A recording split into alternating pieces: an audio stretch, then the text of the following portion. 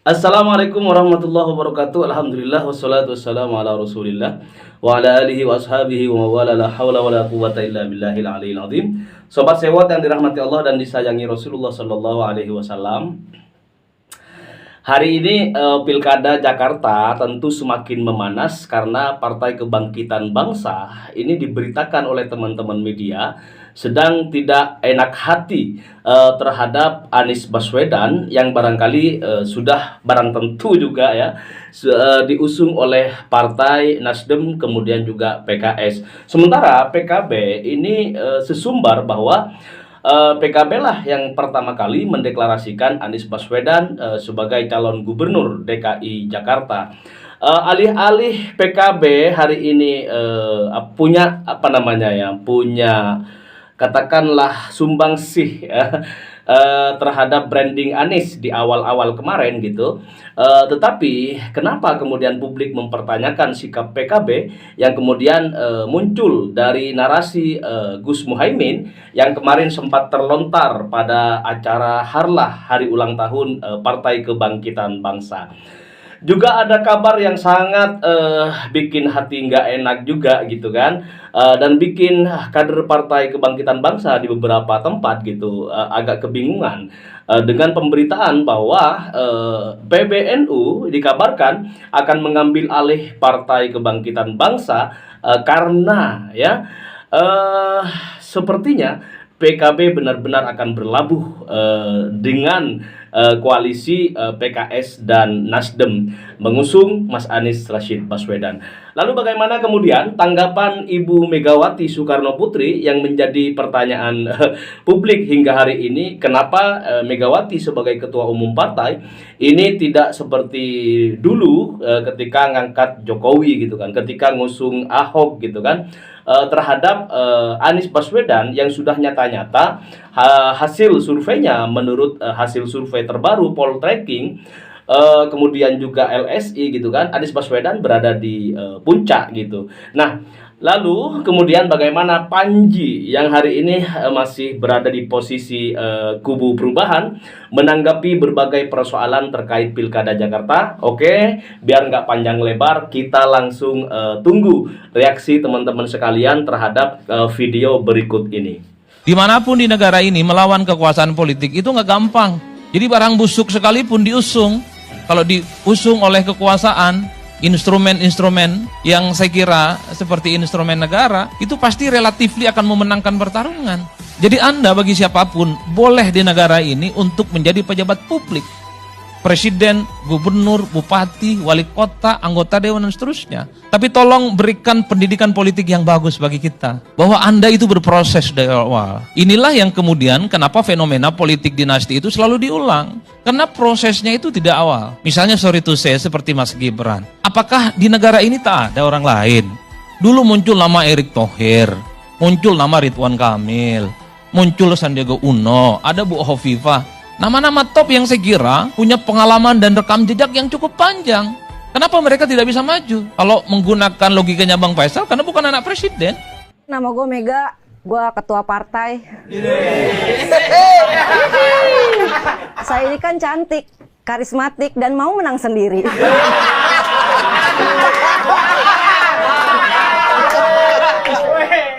Tabungan perumahan rakyat. Pemerintah bikin kebijakan bukan bijak malah kocak ya. Tabungan buat rumah yang megang pemerintah. Lah istri fungsinya buat apa? Gue tuh orang yang nyuruh kita nabung tuh sama kayak orang yang sebenarnya pengen minjem duit tapi gengsi aja. Karena itu yang gue lakuin ke anak gue. Sini Kak, uang lebarannya tabungin di bunda aja. Nanti kita beli sepeda ya. Padahal mah uangnya gue pakai dulu buat beli daster kembang. Pertanyaannya, kalau kita nabung di pemerintah, uangnya mau dipakai dulu buat apa?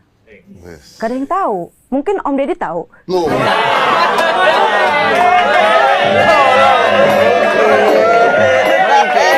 Katanya magician. Masa nggak bisa baca pikiran pemerintah?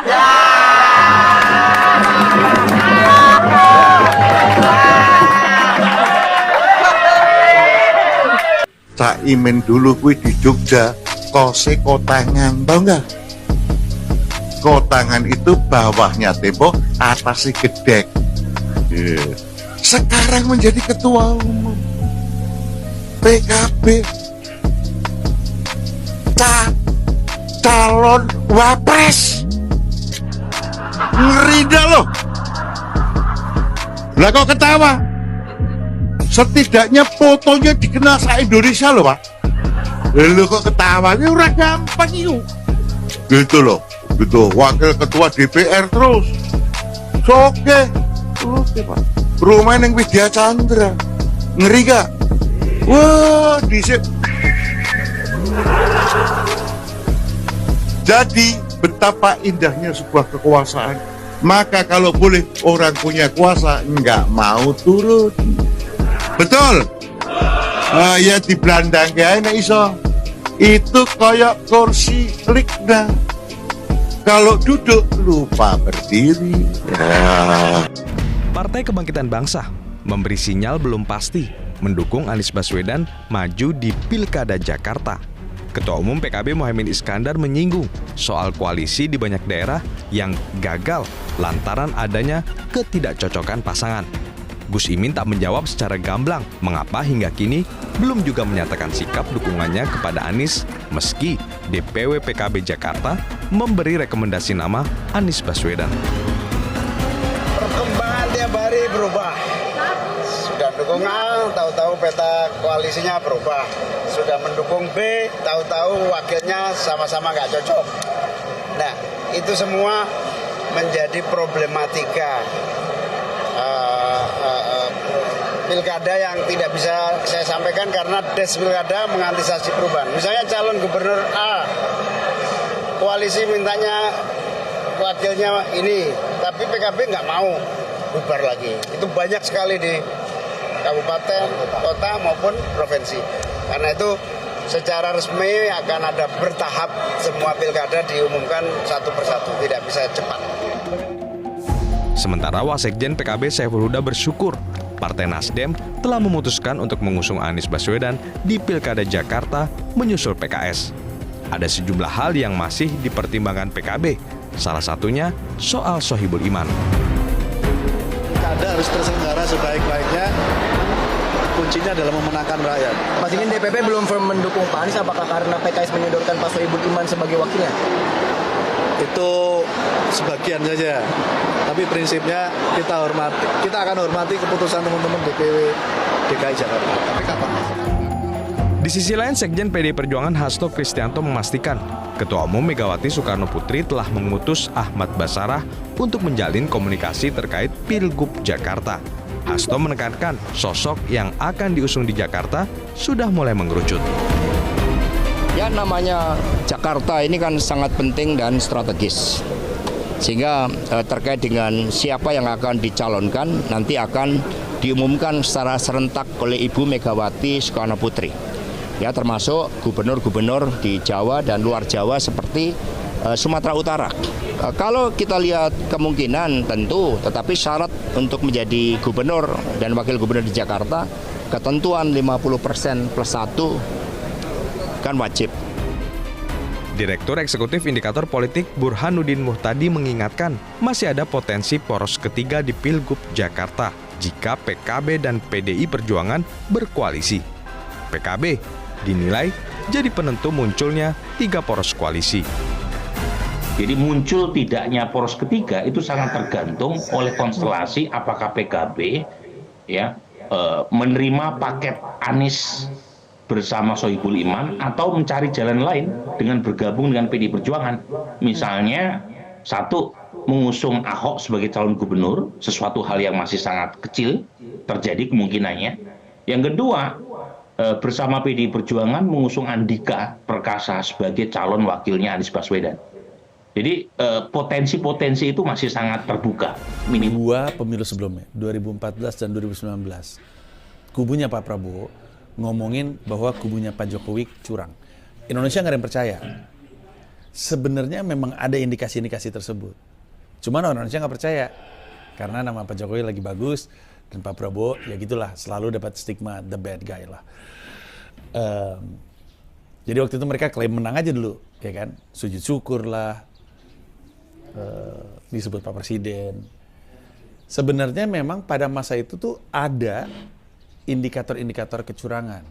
Walaupun dalam prediksi gua tidak cukup besar untuk bisa mengubah keadaan sehingga jadi menang. Walaupun ya memang marginnya tipis, tapi maksudnya nggak selebar sekarang, tapi intinya kecurangan itu dituduhkan sama sisi Prabowo terhadap Pak Jokowi. Ada banyak bukti yang mengatakan memang ada kecurangan, tapi nggak pernah terbuktikan. Sekarang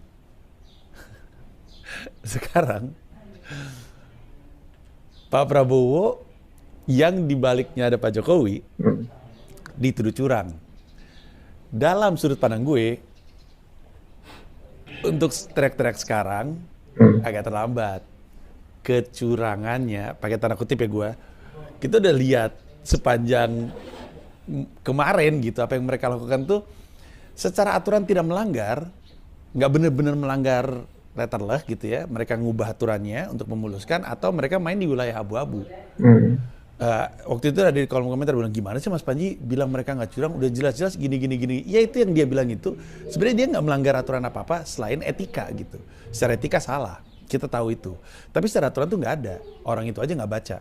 Tolol emang kadang-kadang. Nah tapi sekarang orang-orang pada nuduh Pak Prabowo curang. Menarik ya, di belakang Pak Prabowo, Jokowi yang selama ini oleh Prabowo juga dituduh curang.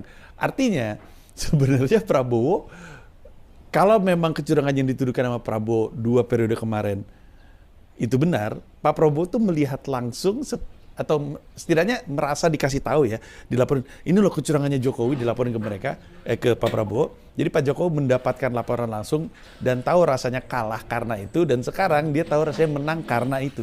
Kebayang nggak maksud gue? Lucu banget sebenarnya. Tapi di luar itu, tampaknya sih Pak Prabowo masih terus akan menjabat, karena kita sih selama pasca reformasi nggak pernah ngelihat ada kecurangan terhadap pemilu yang kemudian terbuktikan dan orangnya nggak jadi menang, kita nggak pernah lihat itu. Jadi tampaknya beliau akan lantik bulan apa sih? Agustus atau Oktober gitu, gue lupa. Yang mana seperti yang lu tahu, gue udah ngomong dari lama bahwa Prabowo pasti menang, terlalu besar, super timnya terlalu solid, dan memang timnya bagus, strategically oke. Gue pernah bahas juga di Sila, tapi firepower-nya juga gila-gilaan lah timnya Pak Prabowo ini. The best team you can ever find is in Prabowo Gibran's team. Nah, orang bertanya-tanya, kayak gimana nih eranya Prabowo? Apakah lebih represif? Apakah akan suram? Apakah kebebasan berpendapat enggak ada? Ya ini kan juga hal-hal yang waktu itu digaungkan waktu 2019. Kalau Prabowo menang nggak ada kebebasan berpendapat. Kalau 2014 juga kalau Prabowo menang nggak ada kebebasan berpendapat. Pak Jokowi mimpin ternyata sama aja. Dan bukan cuma itu, Prabowo-nya aja gabung sama Sandi ke dalam kepemerintahan kan.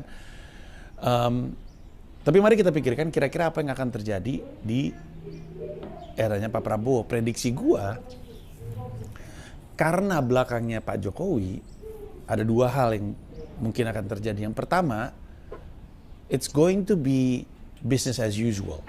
Yang berarti, apa yang selama ini kita lihat berjalan di Pak Jokowi, akan jalan lagi di Pak Prabowo.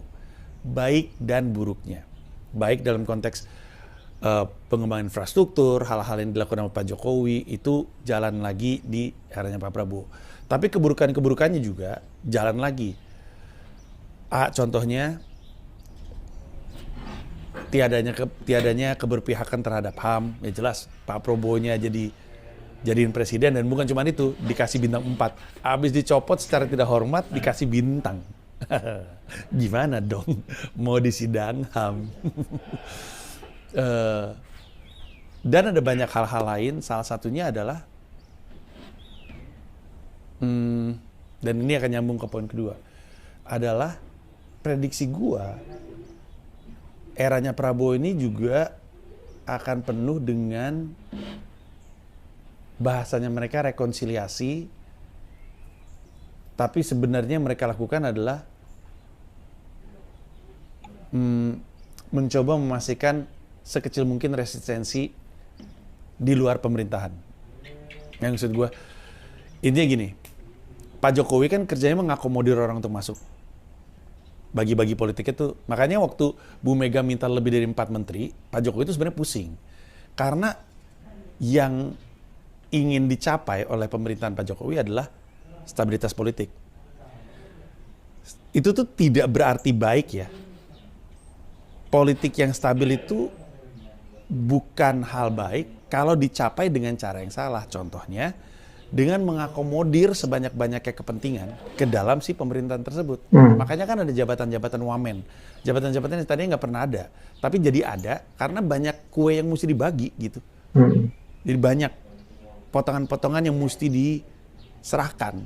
Relawan, partai ini, ormas ini, dikasih semuanya. Termasuk orang-orang yang sebenarnya nggak punya kemampuannya, kayak Raja Juli Antoni jadi wamen. Raja Juli Antoni jadi ngomong, saya sebenarnya nggak ngerti sih gitu, tapi saya akan mengemban tanggung jawab ini gitu. Lah orang nggak ngerti ya. Terus komisaris dikasih. Ini tuh untuk memastikan oposisi pemerintah kecil. Biar apa tuh? Biar apapun yang diusahakan sama pemerintah jalan terus. Kita udah ngelihat itu. Kita udah ngelihat apa yang terjadi ketika oposisi terlalu kecil untuk bisa punya pengaruh. RKUHP, revisi Undang-Undang KPK, milih ketua KPK seperti itu. Itu bisa terjadi karena jalannya mulus. Jalannya mulus karena oposisi kecil. Oposisi kecil karena diajak gabung. Contohnya Agus Yudhoyono. AHY seumur-umur partainya ada di oposisi. Sekarang ketika dia bantuin Pak Jokowi, sisa 6 bulan dikasih Kementerian ATR sekarang.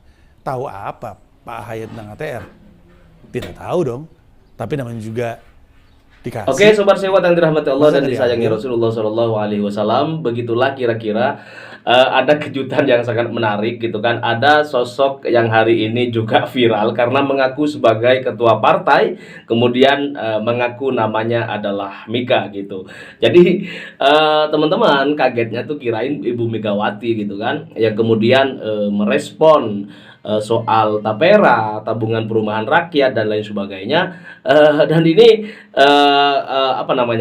menjadi satu kejutan politik barangkali di Pilkada serentak 2024 sebagai pembuka, biar nggak kemudian setelah pasca survei yang dilakukan oleh indikator dan lain sebagainya, ini politik kembali adem dan tidak terlalu panas ya. Oke sobat sewot, salam perubahan, salam Indonesia lebih maju, bahagia warganya, dan Jakarta kembali kepada apa yang benar-benar diinginkan oleh rakyat. Assalamualaikum warahmatullahi wabarakatuh.